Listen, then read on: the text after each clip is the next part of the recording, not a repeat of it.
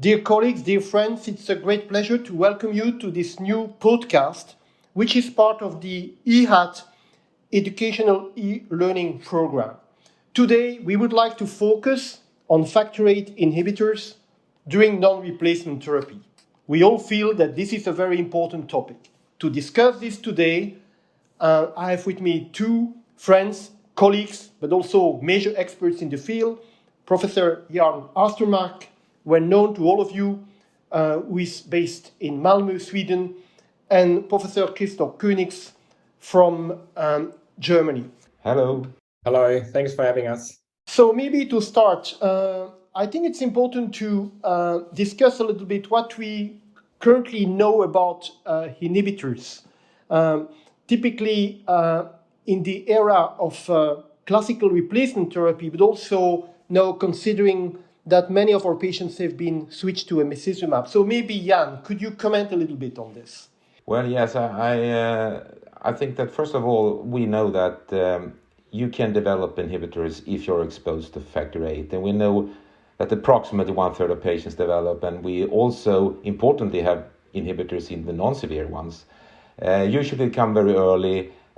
Several risk factors have been discussed, and I think that for this typical topic here, I think that the issue on peak treatment moments and the risk of having the inhibitors there is probably one of the most important ones, since we are discussing here non-replacement therapy, and this is used for prophylaxis, and then there comes situation with surgery, etc., when we need to expose the patients to the Factor VIII molecule.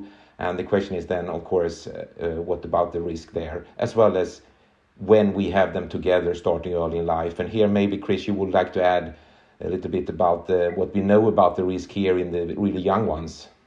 Yes, absolutely, Jan. I agree with you regarding peak treatment moments. But what we also know from classical non-replacement therapy is the protective effect of prophylaxis to establish tolerance to Factor VIII. And with non-replacement therapy, we don't have Factor VIII for prophylaxis. So we only have like an on-demand treatment in an immunological way, that the immune system only sees Factor VIII rarely, but if so, probably in peak treatment moments. And what that actually means for inhibitor development to Factor VIII under emicizumab therapy, we don't really know yet. No, exactly. And I think that one thing that we can highlight also is that we know that many of our patients will not develop inhibitors when they're exposed to Factor VIII, but if they do, we can also tolerate several of our patients. So the question is, of course, later on now, how to deal with tolerance and what will be the importance of that. And here we don't know exactly when we combine emicizumab with ITI and we stop, etc., how to deal with this. And this is something I think is important to discuss, and which we also will discuss in our educational session. Yeah, and if I can summarize, I think it's important to be well aware that Factor VIII is classically used for hemostatic purposes, but also when you expose a patient with Factor VIII, you induce tolerance, if I understand. Yeah, exactly. And this is important. So it's clear that if you do not expose a patient to Factor VIII, these patients might not become tolerant to this Factor VIII. Exactly, and we don't know what tolerance actually means later on in life, and how important it will be to have an exposure of the molecule to keep this tolerance when we need to treat them for other reasons maybe, and maybe also to offer them other treatment options in the future. Maybe to make this, to transfer this in our, daily medical life, maybe it would be important or illustrative to discuss a few clinical cases. So there is one interesting case that you discussed. It's about a previously untreated patient with, if I'm correct, a few months old, was diagnosed with hemophilia. There is no family history of inhibitor. He was started on prophylaxis with emicizumab.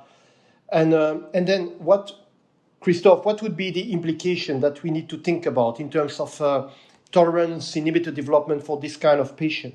Yes, we during the session we introduced Ben, 7-month-old, starting prophylaxis with emicizumab, and we were discussing how do we counsel the parents regarding Factor VIII immunogenicity. Do we have to expect an inhibitor, or what do we have to do? The situation is very clear. Like if we start Factor VIII prophylaxis, we have regular exposures and have on top Factor VIII on demand. If we start, as we start prophylaxis with emicizumab in this case, we don't have regular Factor VIII, we only have Factor VIII on demand. We know the kid is well protected against bleed due to the emicizumab prophylaxis, but we have no idea what that actually means for inhibitor development.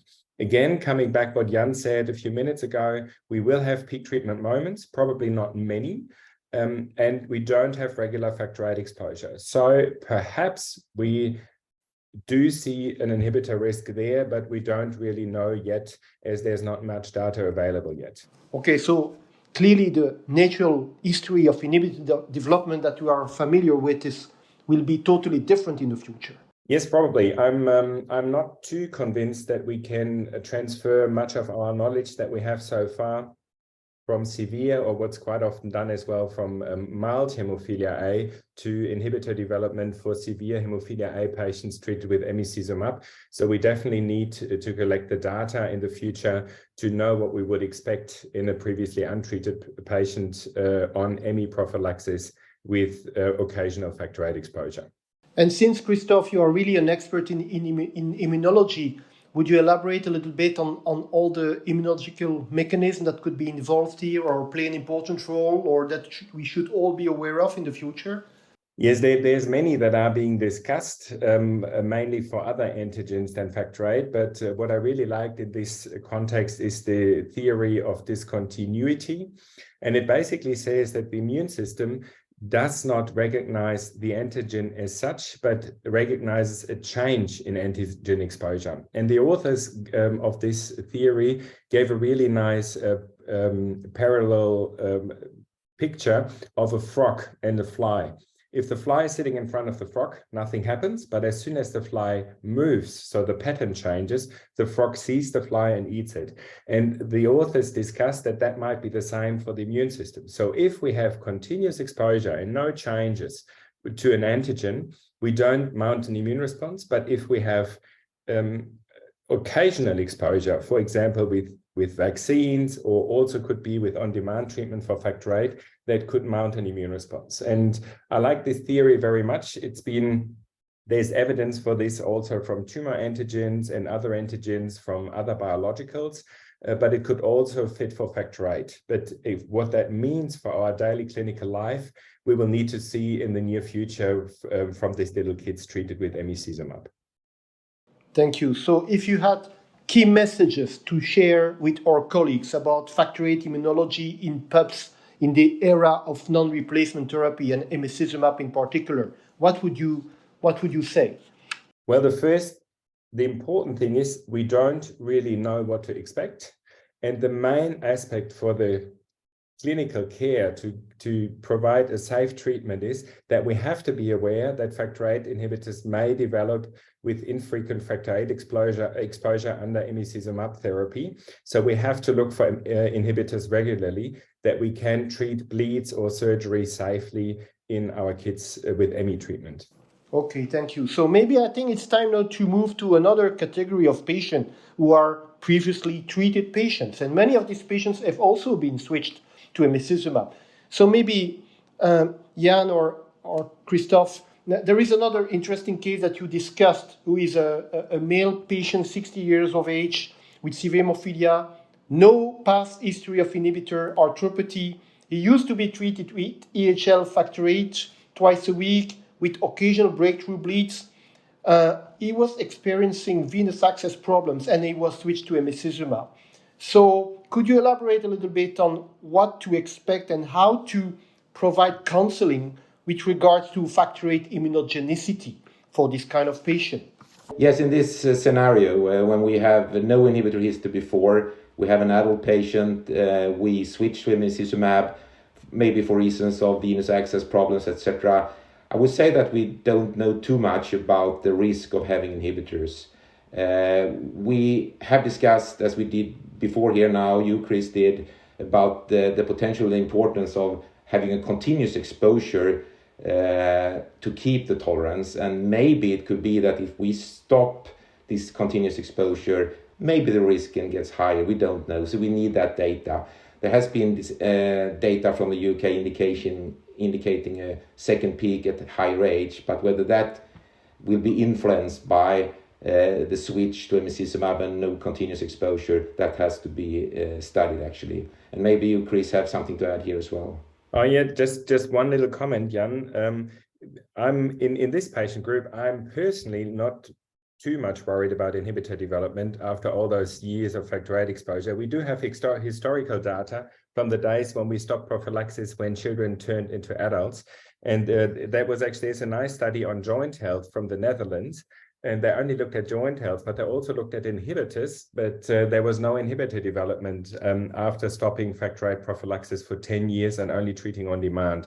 Nevertheless, I think also here we have to stress we don't know much, so we also need to monitor inhibitor development in the PTPs on ME with occasional Factor VIII exposure. Yeah, I agree. Thank you. So maybe it's quite relevant now to move to another scenario that I would like to share with you. Is a gentleman, 20 years of age, who had low-dose ITI that helped to convert his high-responding inhibitor into a low-responding inhibitor in the past. So that gentleman is still requiring Factor VIII in case of bleeds and surgery, and then he was switched to emicizumab prophylaxis, as many patients with a past history of inhibitor. So maybe to you, Christoph, first, what do you think we should expect, and how should we, again, provide counseling with regards to Factor VIII immunogenicity in this gentleman? Mm-hmm. Yeah, I think there's basically three scenarios that we could expect. First of all, nothing happens and the inhibitor stays the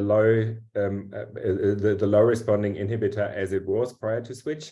Second scenario, the inhibitor increases because we take away the Factor VIII that masks the inhibitor in the Bethesda assay. So we measure what we actually have, which might be higher.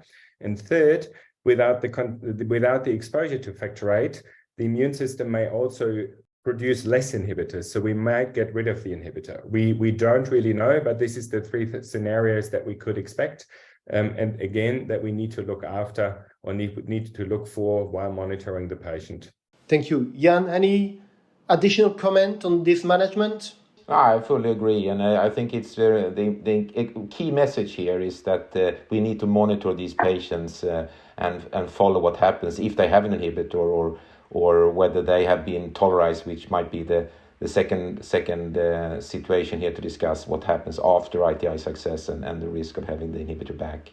Okay, so we are now close to the end of this podcast, and maybe I would like to ask you, what would be your suggestions for monitoring inhibitors in patients on non-replacement therapy? And maybe, Christoph, if we consider PUPs, what would you recommend?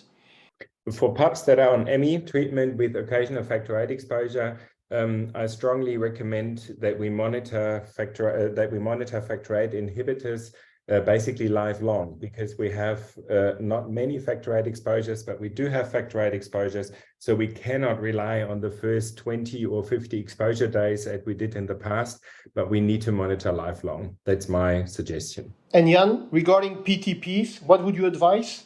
Well, I think basically the same. I think that even though we are a little bit older, you should continue and monitor lifelong, and it should be based on the exposure of the Factor VIII molecule. And of course, the situation where you have had a patient with an inhibitor and you have what you believe successfully eradicated that immune response, that of course is really important to monitor and measure before and after exposure. And also in patients with inhibitors, like the case that Chris mentioned here, to see how high the inhibitor titer will be and whether it's potentially that patient can be treated with Factor VIII if the inhibitor is low. So for planned surgery, etc., it will be important also to monitor and measure that patient. So lifelong and based on exposure, I would say.